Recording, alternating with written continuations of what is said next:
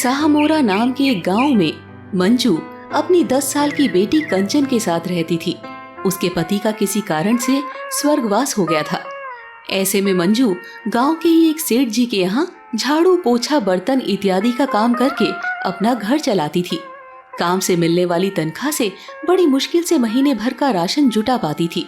कभी कभी उन्हें भूखा भी रहना पड़ जाता था।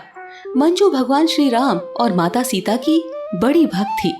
चाहे कुछ भी हो, वो प्रतिदिन घर में पूजा करने के बाद राम सीता के मंदिर जाकर पूजा जरूर करती।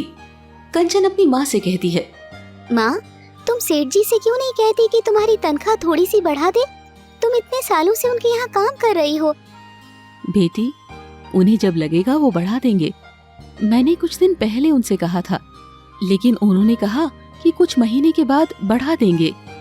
तुम चिंता मत करो, माता सीता और भगवान श्री राम हमारे लिए जरूर कुछ न कुछ अच्छा करेंगे। आज उन्हीं की कृपा से हमें 2 वक्त की रोटी मिल पा रही है, नहीं तो तुम्हारे पिता के जाने के बाद हमारा क्या होता। इसके बाद मंजू अपने काम में व्यस्त हो जाती है।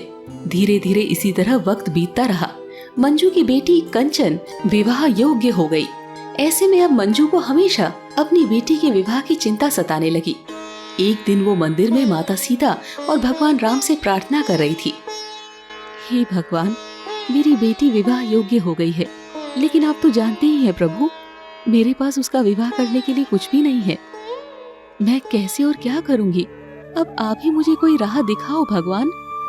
तभी मंदिर के पुजारी मंजू के पास आकर कहते हैं, बेटी, तुम चिंता मत करो।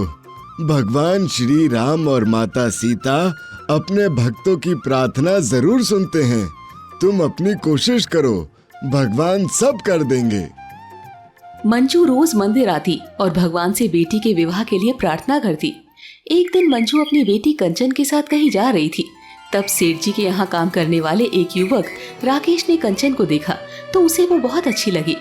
तब उसने अपने पिता से कंचन के बारे में बात की। राकेश ने अपने पिताजी से कहा, पिताजी, सेठ जी के यहाँ एक औरत काम करती है।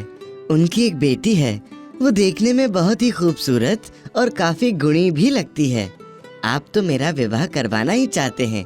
अगर आपको कोई आपत्ति ना हो तो मैं उसी लड़के से विवाह करना चाहता हूँ। ठीक है बेटा, अगर तुम चाहते हो तो मैं सेठ जी से बात करके उसकी माँ से बात करवाता हूँ। दूसरे दिन राकेश के पिता सेठ जी को सारी बात बताते हैं। तब सेठ जी मंजू से राकेश के बारे में बात करते हैं। सेठ जी और सेठानी जी कहती हैं, मंजू, हमारे यहाँ राकेश नाम का एक लड़का काम करता है। वो बहुत ही ज्यादा मेहनती और ईमानदार है। वो तुम्हारी बेटी से विवाह करना चाहता है। उसका परिवार भी बहुत सभ्य और अच्छा है। अगर तुम्हें वो लड़का पसंद हो तो तुम अपनी बेटी का विवाह उससे करवा सकती हो। ये तो हमारे लिए बहुत अच्छी बात है सेठ जी, लेकिन मैं बहुत गरीब हूँ। मैं कैसे बेटी का विवाह करूँगी? तुम चिंता मत करो, वो तुमसे दहेज नहीं लेंगे। मंजू मन ही मन बहुत खुश होती है और सीधे मंदिर जाकर भगवान श्री राम और माता सीता को धन्यवाद देती है। हे भगवान, आज आपने इस गरीब की झोली में खुशियाँ डाल दी हैं। आपने मेरी बेटी के लिए योग्य वर की तलाश कर दी। अब तो आपकी कृपा से कैसे भी करके बेटी का विवाह हो ही जाएगा। दूसरे दिन मंजू राकेश के पिता से मिलकर शादी की तारीख पक्की कर लेती है।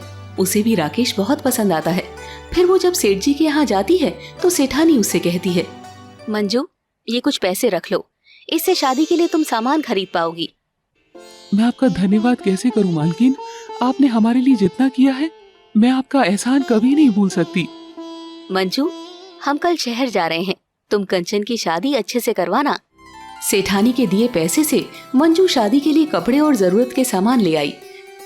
तभी राकेश के पिता उसके यहाँ आए और बोले, मैं सिर्फ इतना चाहता हूँ कि हमारी शादी में जितने भी लोग आएं, आप उनके खाने पीने की व्यवस्था अच्छे से करें।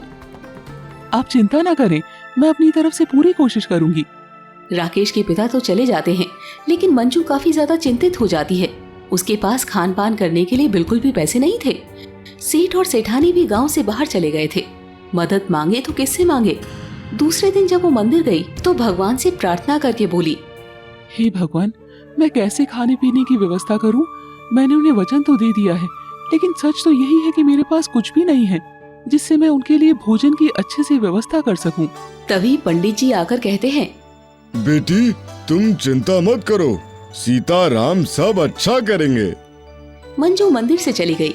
इधर पंडित जी ने मंदिर में आने वाले सभी भक्तों से मंजू की बात बताई तो लोगों ने मदद करने की शुरुआत कर दी।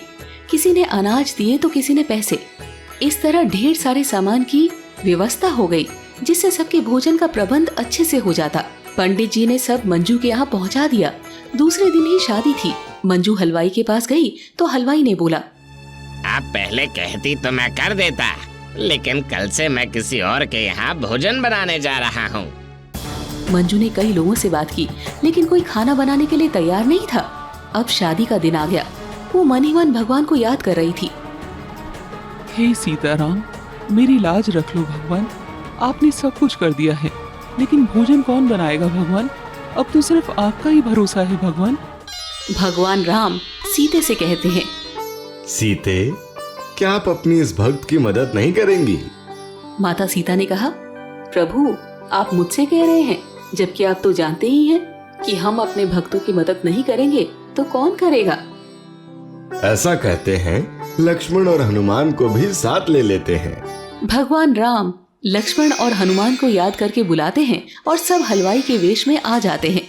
अब चले हम सब? श्री राम ने पूछा। अब भगवान राम, सीता, लक्ष्मण और हनुमान हलवाई के वेश में मंजू के घर आते हैं और मंजू से कहते हैं, माता अगर आपको कोई परेशानी ना हो तो क्या हम आपकी बेटी की शादी में भोजन बना दें? हम हलवाई हैं। मंजू हाथ जोड़कर मन ही मन कहती है, हे माता सीता, हे प्रभु श्री राम, आपकी महिमा तो अपरंपार है प्रभु। आपने मेरी प्रार्थना स्वीकार कर ली। आपने इन्हें मेरे पास भेजकर मेरी लाज रख ली प्रभु। मंजू सबको रसोई घर दिखाकर चली जाती है। अब भगवान राम, माता सीता, लक्ष्मण और हनुमान अपने असली रूप में खाना बनाने में लग जाते हैं। हनुमान जी चूल्हा जलाने के लिए लकड़ियां लाते हैं। लक्ष्मण जी सब्जी काटने में लग जाते हैं। माता सीता रोटी बेलती है। श्री राम खीर और मिठाई बनाते हैं। बारात आती है तो राम और लक्ष्मण सब बारातियों को भोजन कराते हैं। बारातियों में से एक कहता है, अरे वाह, कितना स्वादिष्ट भोजन करवाया इन्होंने। हमने आज तक कितना स्वादिष्ट भोजन अपने जीवन में नहीं किया। दूसरे आदमी ने कहा, हाँ भाई, जितना भी खाता हूँ और खाने को मन करता है। तीसरे आदमी ने कहा, हाँ तुम सही कह रहे हो भाई, भोजन के स्वाद का तो कोई जवाब ही नहीं है। पेट भर गया लेकिन मन नहीं भर रहा। इतना स्वादिष्ट भोजन कोई कैसे बना सकता है।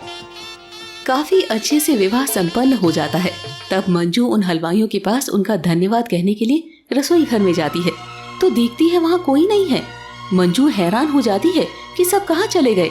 तब मंजू मन ही मन कुछ सोचती है और अपने घर के छोटे से मंदिर के पास जाकर कहती है, प्रभु मैं कितनी बड़ी मूर्ख हूँ। मैं आपको और माता सीता को पहचान ही नहीं पाई। मुझे पता है प्रभु, वो आप ही थे। हाँ प्रभु, वो आप ही थे, नहीं तो भला इस गरीब के घर कौन आएगा। हे भगवान, अगर मैंने आपकी सच्ची भक्ति की है तो मुझे एक बार दर्शन दीजिए प्रभु। तभी भगवान श्री राम और माता सीता मंजू के सामने साक्षात आ जाते हैं। उठो मंजू, तुम्हारा हृदय बहुत पवित्र है। तुम हमारी भक्त हो तो हम तुम्हें दुखी नहीं देख सकते। जाओ, हमेशा इसी तरह सच्चे हृदय से सबकी सेवा करो, तुम्हारा कल्याण होगा। इसके बाद भगवान और माता सीता अंतर ध्यान हो जाते हैं। अब मंजू का विश्वास भगवान राम की भक्ति में और भी दृढ़ हो जाता है। वो सांसारिक सुख को त्याग कर मंदिर में रहने लगती है और प्रभु भक्ति में लीन हो जाती है। दोस्तों, इस कहानी से हमें ये सीख मिलती है कि सच्चे मन से भगवान की भक्ति करने से वो स्वयं अपने भक्त की मदद करने पहुंच जाते हैं।